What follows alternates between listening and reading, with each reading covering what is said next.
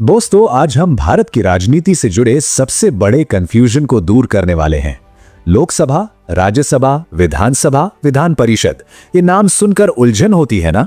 चलिए आज इसे इतने सरल तरीके से समझते हैं कि ये नाम फिर कभी आपस में नहीं उलझेंगे। हाँ, ये सारे नाम अक्सर एक दूसरे में मिल जाते हैं और ये समझना थोड़ा मुश्किल हो जाता है कि आखिर किसका क्या काम है। ये एक बहुत ही आम उलझन है, तो चिंता की कोई बात नहीं। बस अगले कुछ मिनट मेरे साथ बने रहिए और मैं वादा करता हूं कि सब कुछ शीशे की तरह साफ हो जाएगा। हम इसे इस तरह से समझेंगे कि ये बातें दिमाग में बैठ जाएंगी हमेशा के लिए।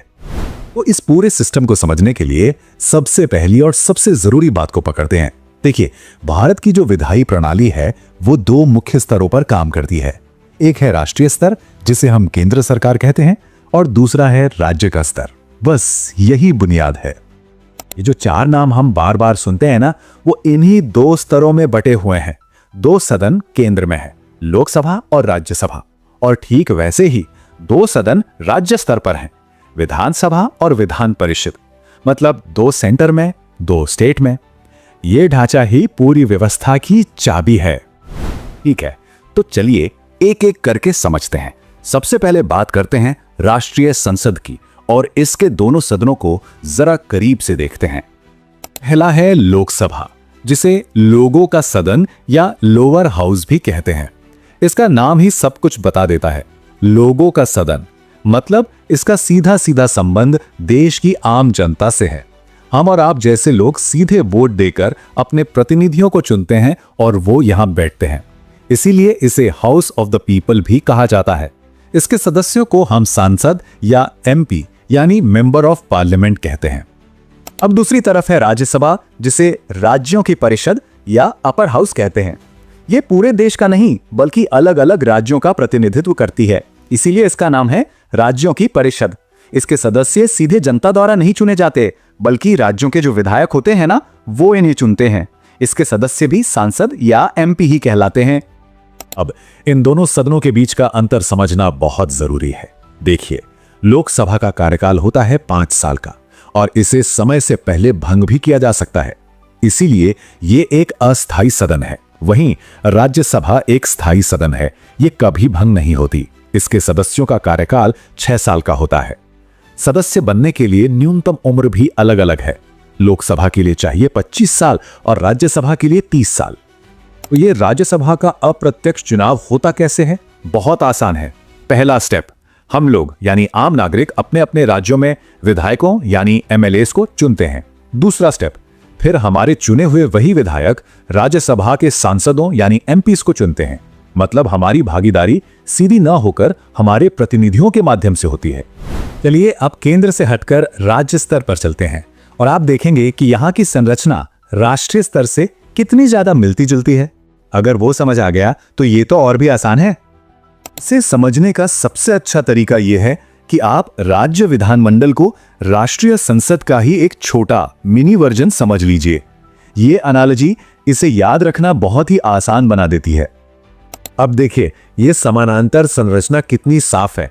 जो काम केंद्र में लोकसभा का है, ठीक वही काम राज्य में विधानसभा का है, और जो काम केंद्र में राज्यसभा का है, ठीक वही काम राज्य में विधान परिषद का है। एकदम मिरर इमेज की तरह। लेकिन हाँ, यहां एक जरूरी बात ध्यान देने वाली है। विधानसभा तो भारत के सभी राज्यों में है, ये कंपलसरी है। लेकिन विधान परिषद जो राज्यसभा की तरह है, वो हर राज्य में हो ये जरूरी नहीं है। अभी की बात करें तो ये सिर्फ 6 राज्यों में है: बिहार, महाराष्ट्र, कर्नाटक, आंध्र प्रदेश, तेलंगाना और उत्तर प्रदेश। और देखिए, यहां भी सब कुछ वैसा ही है। राज्य के इन दोनों सदनों की खासियतें बिल्कुल अपने नेशनल काउंटरपार्ट्स जैसी हैं। विधानसभा का कार्यकाल 5 साल का अस्थायी है, बिल्कुल लोकसभा की तरह, और विधान परिषद का कार्यकाल 6 साल का स्थायी है, बिल्कुल राज्यसभा की तरह। न्यूनतम उम्र की शर्तें भी वही हैं, विधानसभा के लिए 25 और विधान परिषद के लिए 30 साल। पैटर्न एकदम सेम है। अच्छा, तो अब तक हमने जो भी अलग अलग समझा है उसे एक साथ रखकर देखते हैं। चलिए इन चारों सदनों की एक मास्टर चार्ट पर तुलना करते हैं ताकि पूरी पिक्चर एक बार में क्लियर हो जाए। ये टेबल एक तरह से इस पूरी बातचीत का निचोड़ है। देखिए पैटर्न कितना साफ है। एक टीम है लोकसभा और विधानसभा की, दोनों में डायरेक्ट चुनाव, 5 साल का कार्यकाल और दोनों अस्थायी, दूसरी टीम है राज्यसभा और विधान परिषद की। दोनों में इनडायरेक्ट चुनाव, 6 साल का कार्यकाल और दोनों स्थायी। सदस्यों के नाम भी याद रखना आसान है। केंद्र में एमपी और राज्य में एमएलए या एमएलसी। और हां, सरकार का मुखिया, लोकसभा में बहुमत दल का नेता प्रधानमंत्री बनता है और विधानसभा में बहुमत दल का नेता मुख्यमंत्री। अब एक बहुत ही लॉजिकल सवाल उठता है कि भाई राष्ट्रीय और राज्य दोनों स्तरों पर ये दो सदन बनाने की जरूरत ही क्या थी? एक से काम नहीं चल सकता था?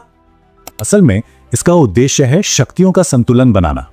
निचला सदन यानी लोकसभा या विधानसभा सीधे जनता की आवाज है, जो लोकतंत्र के लिए सबसे जरूरी है। लेकिन जो उच्च सदन है यानी राज्यसभा या विधान परिषद, वो एक तरह से सेफ्टी वॉल्व की तरह काम करता है। वो ये पक्का करता है कि कोई भी कानून जल्दबाजी में पास ना हो जाए। यहां विधेयकों पर दोबारा विचार होता है, गहराई से बहस होती है। यही सिस्टम कानून बनाने की प्रक्रिया में एक मजबूत चेक्स एंड बैलेंसेस यानी नियंत्रण और संतुलन बनाता है। तो अब जब ये पूरी संरचना समझ आ गई है, तो मैं एक सवाल के साथ इस बातचीत को खत्म करना चाहूंगा। कभी सोचिएगा कि जब प्रतिनिधि सीधे जनता द्वारा चुने जाते हैं और जब वे अप्रत्यक्ष रूप से चुने जाते हैं, तो उनके द्वारा बनाए गए कानूनों की सोच और प्रकृति में क्या फर्क आ सकता है? ये एक बहुत दिलचस्प सवाल है जो हमारे लोकतंत्र की गहरी समझ देता है।